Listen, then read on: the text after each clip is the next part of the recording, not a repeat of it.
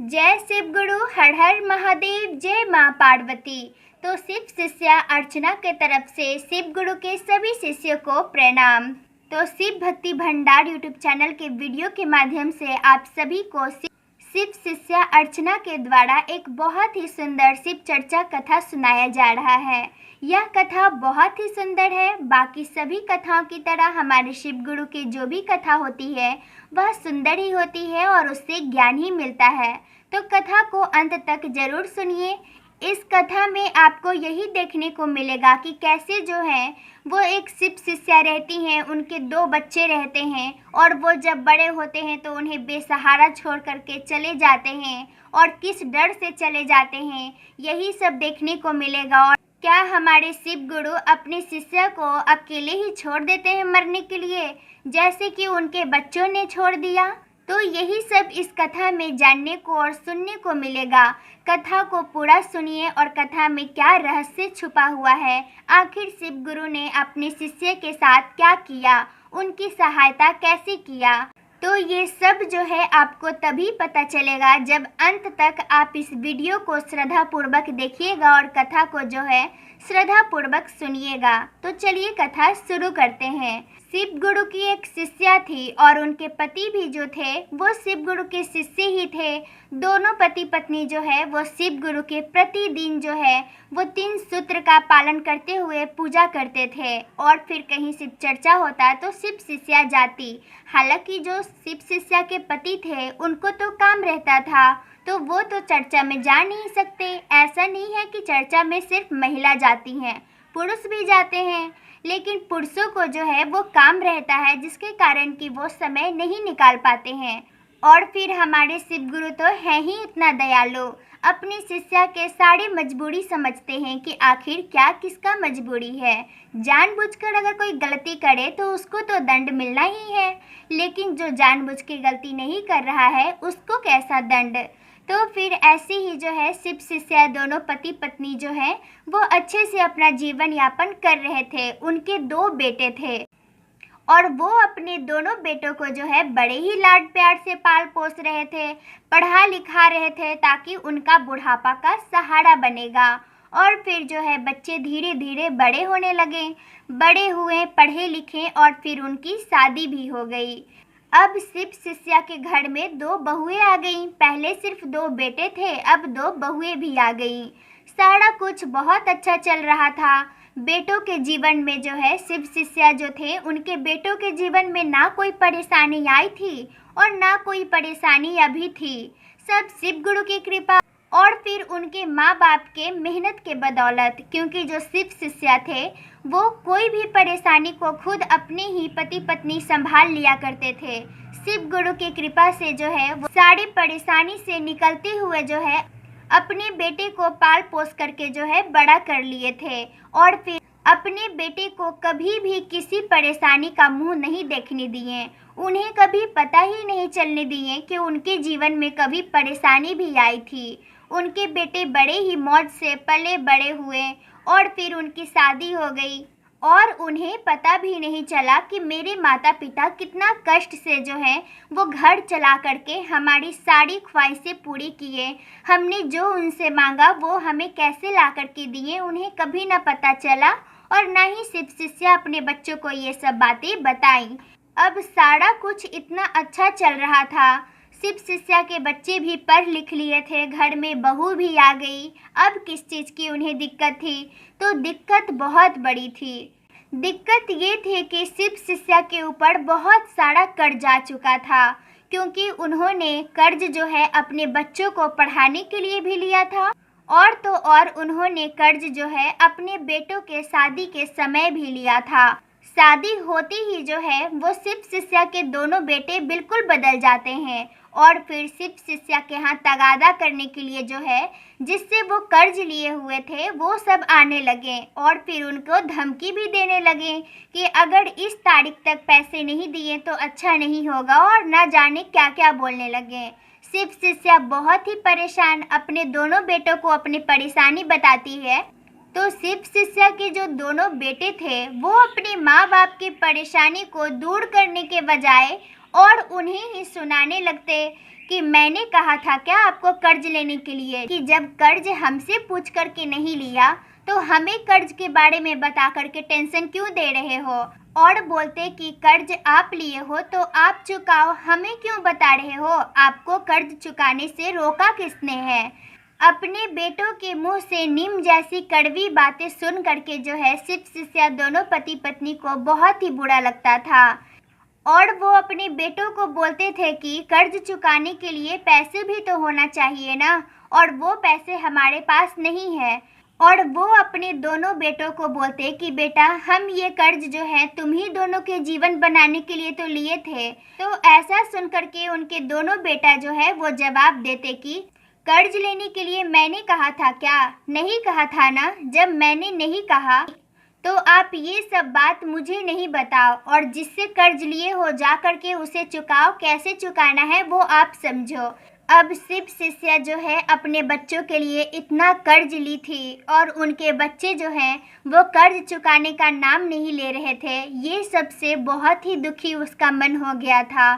और फिर इस बात को लेकर के घर में जो है प्रतिदिन बहस चलने लगा, और फिर घर का वातावरण जो है बिल्कुल बिगड़ गया। हमेशा जैसे कि झगड़ा ही होता रहता था। इस प्रकार जो है शिव शिष्या का दोनों बेटा में से कोई भी जो है वो कर्ज चुकाने का नाम ले ही नहीं रहा था।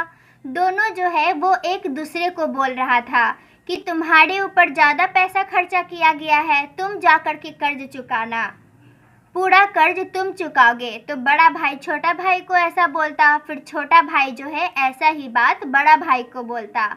अब ये सब झगड़ा देख करके, अपने बेटों का झगड़ा देख करके जो है शिव शिष्या और भी परेशान हो जाती है। पहले तो उन दोनों ने जो है वो कर्ज चुकाने से साफ साफ मना कर दिया, और दूसरा में कि एक दूसरे से इतना लड़ भी रहे हैं। अब बेचारी शिव शिष्या जो है वो बहुत ही उदास, उनका पति भी बहुत उदास रहते हैं कि उनके बच्चों ने जो है उनसे ऐसे मुंह मोड़ लिया। जब उन्हें सहारा की ज़रूरत थी तो उन्हें बेसहारा छोड़ दिया। ये सब बात लेकर के वो बहुत परेशान।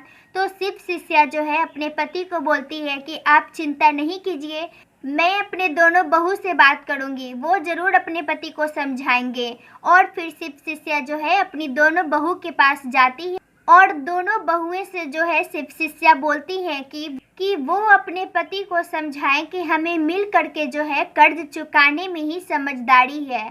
लेकिन ऐसा करना तो दूर की बात है। दोनों बहुएं जो होती है शिव शिष्या की, उन्हें और ताने सुनाने लगती है, मैंने ही कहा था क्या आपको कर्ज लेने के लिए। और फिर शिव शिष्या का जो उम्मीद था अपनी दोनों बहुएं से कि यही हमारी घर की इज्जत है और यही हमारी घर की इज्जत बचाएगी, अब वो भी उम्मीद पर पानी फिर गया। उनकी बहुओं ने भी जवाब दे दिया और अपनी सास को ही दो चार बातें सुना करके वहाँ से चली जाती है कि मैंने कर्ज लेने के लिए नहीं कहा, मैं अपने पति को जाकर के क्यों टेंशन दूँ, आप लिए हो कर्ज और आप चुकाओ, मैं ये सब कर्ज वर्ज की बात नहीं जानती हूँ। और छोटी बहू ने तो हद ही कर दिया।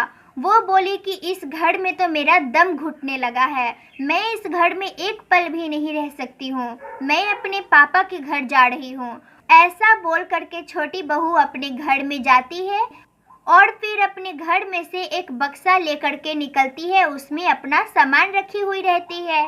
तो फिर उसका पति देखता है, मतलब शिव शिष्या का छोटा बेटा देखता है कि उसकी पत्नी कहीं जा रही है। तो वो पूछता है कि कहाँ जा रही हो, तो वो बोलती है कि मेरा इस घर में जो है दम घुटता है, रोज़ रोज़ के झगड़े से मैं परेशान हो गई हूँ, मैं यहाँ नहीं रह सकती हूँ, मैं अपने पापा के घर जा रही हूँ। ऐसा बोल करके जो है वो जाने लगती है। तो फिर उसका पति बोलता है, शिव शिष्या का छोटा बेटा बोलता है, मुझे भी इस घर में नहीं रहना है। और फिर ऐसा बोल करके जो है वो अपनी पत्नी के साथ अपने ससुराल चला जाता है। और फिर ये सब देख करके जो है शिव शिष्या का बड़ा बेटा सोचता है कि छोटा तो गया, मुझे जो है वो फंसा करके गया, मैं भी कुछ इंतजाम करता हूँ। और फिर शिव शिष्या का बड़ा बेटा भी ऐसा सोच करके जो है वो एक छोटी मोटी शहर में नौकरी ढूंढ लेता है। और फिर जब उसकी वहाँ नौकरी लग जाती है तो वो अपने पत्नी को लेकर के जो है वो जाने लगता है। जब शिव शिष्या देखती है कि अब बड़ा बेटा भी कहीं जाने का तैयारी कर रहा है, तो वो अपने बड़ी बहू और अपने बड़े बेटे से पूछती है कि बेटा तुम दोनों कहाँ जा रहे हो। तो अपने माँ बाप का ऐसा सवाल सुन करके जो है वो शिव शिष्या का बड़ा बेटा बोलता है कि माँ मेरी नौकरी जो है वो शहर में लग गया है और मैं वहीं जा रहा हूँ और फिर वहाँ मुझे अकेले रहने में बहुत ही परेशानी होगी। मुझे खाना बना करके कौन देगा और मेरी नौकरी इतनी बड़ी नहीं है कि मैं प्रतिदिन होटल में जा कर के खाना खाऊं। इसके लिए जो है मैं अपनी पत्नी को भी लेकर के जा रहा हूँ। अब बेचारे शिव शिष्या पति पत्नी जो थे अपने बेटे के मुंह से ऐसा जवाब सुन करके जो है वो सोचते रह जाते हैं। इतना में ही उनकी बड़ी बहू बोलती है कि शहर में बहुत ही छोटी नौकरी लगी है और फिर शहर में रहने में बहुत ही खर्च होता है, तो फिर हमसे तो बिल्कुल भी उम्मीद नहीं करिएगा कि हम पैसा भी भेजवाएंगे। इस प्रकार शिव शिष्या के दोनों बेटे जो हैं वो उन्हें बेसहारा छोड़ करके चले जाते हैं। अपनी नई दुनिया में जो है वो व्यस्त हो जाते हैं और फिर उनके माता पिता कितने कष्ट दुख से गुजर रहे हैं उन्हें इस बात से कोई भी फर्क नहीं पड़ता है। अपने बेटे बहू के जाने के बाद शिव शिष्या पति पत्नी दोनों जो है वो घर में अकेले रह जाते हैं और ना घर में कोई कमाने वाला और फिर चिंता के कारण वो ठीक से भोजन भी नहीं करते थे। बस एक दूसरे को बोलते कि सब ठीक हो जाएगा और फिर धीरे धीरे जो है घर का सारा राशन जो है वो खत्म होने लगा। घर में कोई कमाने वाला भी नहीं था। अब घर के सारे राशन खत्म होने लगे तो किसी को तो जाना ही पड़ेगा कमाने के लिए। तो फिर शिव शिष्या के जो पति थे वो जाते हैं काम ढूंढने के लिए अपने गांव में, लेकिन उनका उम्र देखते हुए जो है कोई भी काम देने के लिए तैयार नहीं होता है। जिनके पास वो काम मांगने जाते हैं वो उनकी उम्र को देखते हुए सोचते हैं कि भला इनसे क्या काम होगा और फिर वो काम नहीं देते हैं और फिर इस तरीके से जो है शिव शिष्या के पति जो रहते हैं वो निराश होकर के अपने घर आ जाते हैं। शिव शिष्या उन्हें बोलती है कोई बात नहीं, कल काम मिल जाएगा और फिर इस प्रकार जो है दिन पर दिन गुजरने लगे, लेकिन हर दिन जो है हाथ निराशा ही आता। और फिर इधर जिनसे उन्होंने कर्ज ले रखा था उन्होंने भी जीना हराम कर दिया था। उन्होंने भी शिव शिष्या के घर पर आकर के उन्हें धमकाना शुरू कर दिया था कि इस तारीख को अगर पैसे नहीं मिले तो ठीक नहीं होगा। और फिर जो है एक दिन तो हद हो गया।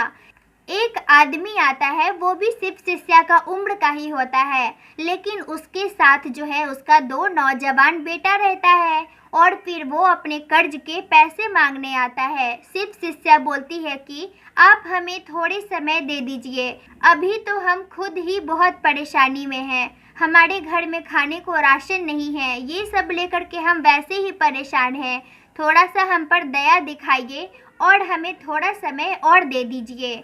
तो वो आदमी शिव शिष्या से कहता है कि ये बात तो तुम दोनों कब से बोल रहे हो, लेकिन अभी तक जो है 1 रुपया भी नहीं दिया है, अब जो है तुम लोगों का एक भी नहीं सुनूंगा।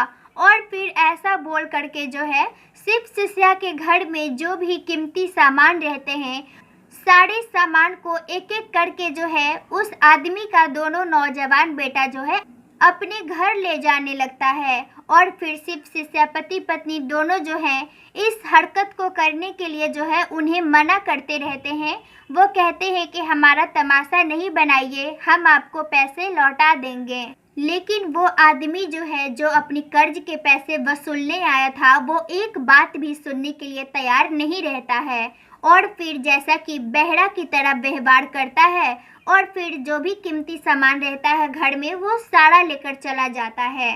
अपना घर का इस तरीके से तमाशा बनता देख जो है शिव शिष्या और उनके पति दोनों को बहुत ही बुरा लगता है।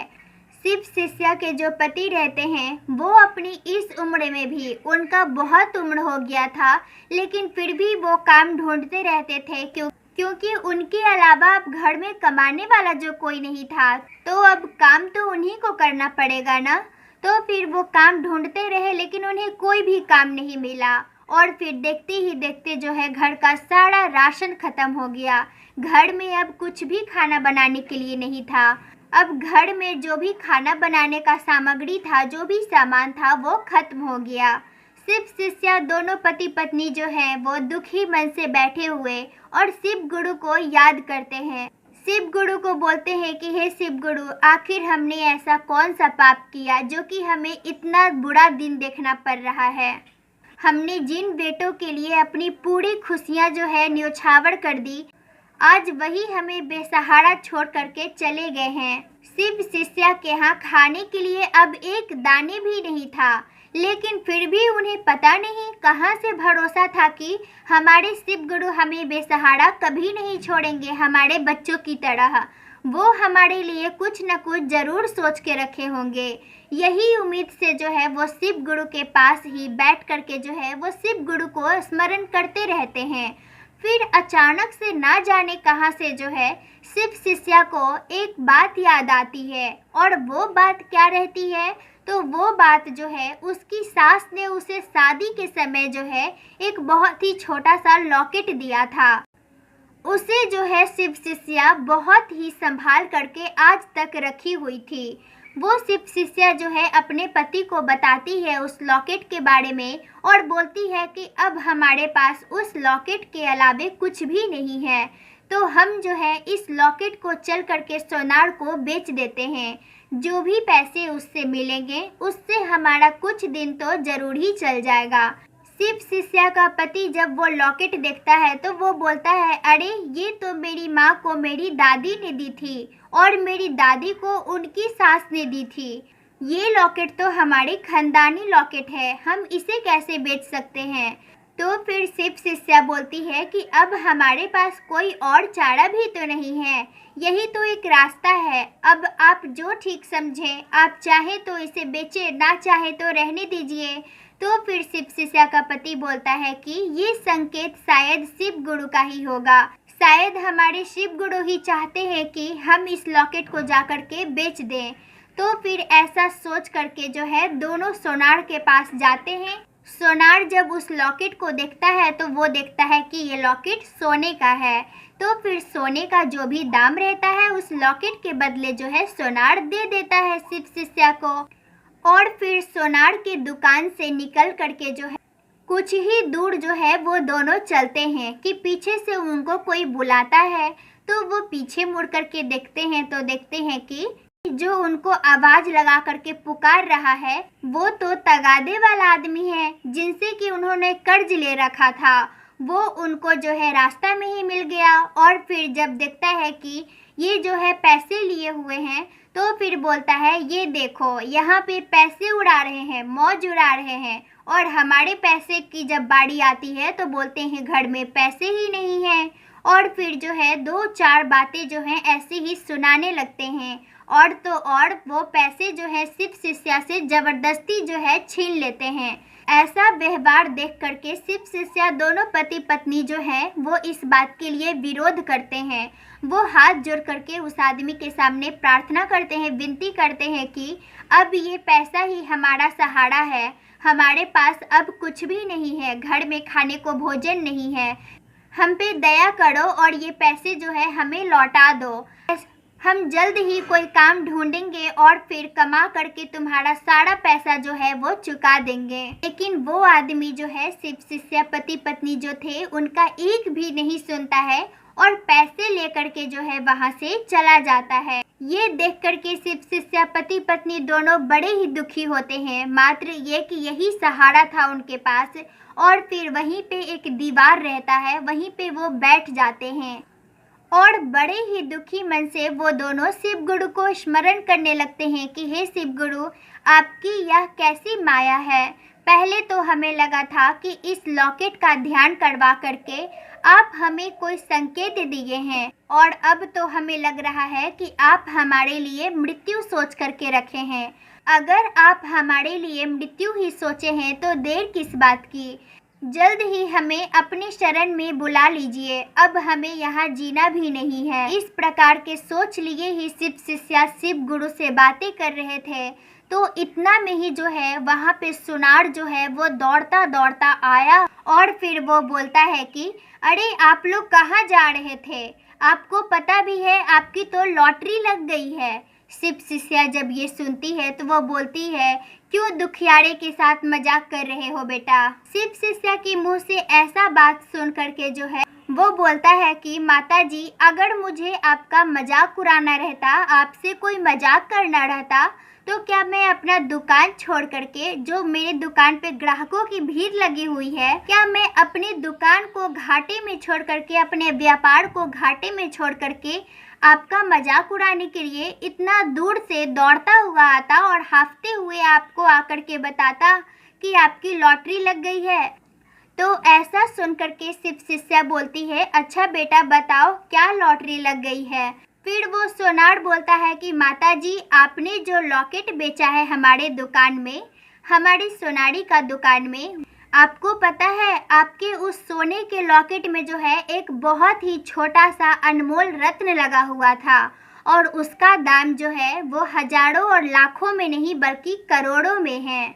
आपके लॉकेट में जो रत्न लगा हुआ है वो बहुत ही पुराना है और समय के साथ साथ जो है उसका कीमत बहुत बढ़ चुका है, करोड़ों में उसका दाम हो गया है। ये बात शिव शिष्या दोनों पति पत्नी सुनते हैं तो उनके तो खुशी का ठिकाना नहीं रहता है, लेकिन खुशी के मारे भी उनके आंखों से आंसू ही आ रहे थे और वो दोनों जो है वो हाथ जोड़ करके शिव गुरु को बहुत बहुत धन्यवाद करते हैं, प्रणाम करते हैं और फिर बोलते हैं कि हे शिव गुरु, आपकी माया तो आप ही जाने। वो सोनार जो है उस अनमोल रत्न को एक बहुत बड़ा विदेशी कंपनी को बेच देता है और फिर वो कंपनी जो है वो बहुत सारा पैसा देता है और फिर उस अनमोल रत्न का जितना भी दाम सोनार को मिलता है, सोनार जो है वो शिव शिष्या को उसका 70% दे देता है। अब शिव गुरु की कृपा से, शिव गुरु की माया तो शिव गुरु ही जाने। वो अपनी शिष्य का किस्मत कब चमका दे वो तो वही जाने, किसे अमीर बना दे और किसे फकीर बना दे वो तो वही जाने। लेकिन ये बात भी उतना ही सच है कि इस संसार में कर्म ही एकमात्र साधन है जिससे कि हम भगवान को प्रसन्न कर सकते हैं।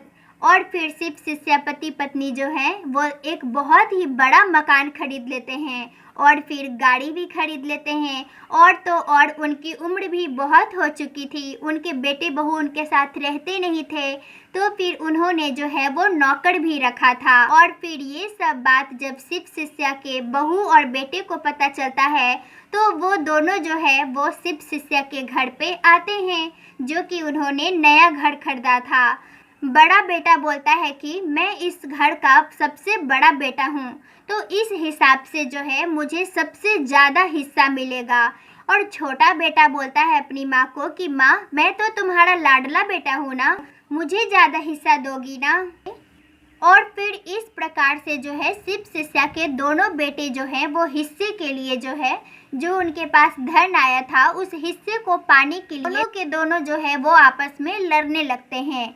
इतना में जो है उनके पिताजी आते हैं, शिव शिष्या के जो पति रहते हैं वो आते हैं और फिर देखते हैं कि उनका बेटा जो है वो उनके घर पे आया है और हिस्से को लेकर के लड़ रहा है।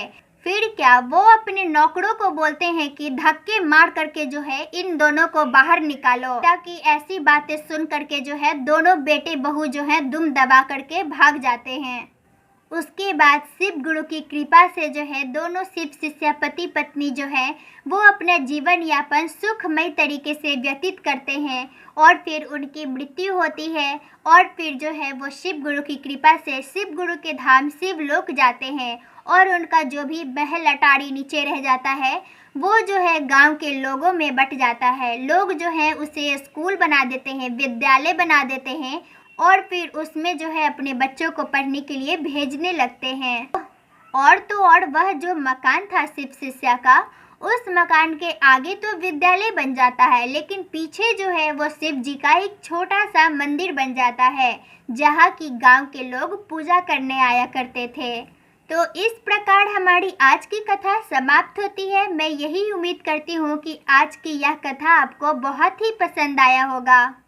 तो फिर ऐसी ही शिव गुरु की दयामयी कथा शिव शिष्या अर्चना के मुंह से सुनने के लिए शिव भक्ति भंडार यूट्यूब चैनल को सब्सक्राइब करें और सब्सक्राइब करने के साथ साथ सब्सक्राइब बटन के बगल में एक घंटी दी हुई रहती है, उसे दबाना बिल्कुल भी ना भूलें। तो फिर मिलती हूँ अगली वीडियो में एक नई कथा के साथ। तब तक के लिए नमस्कार।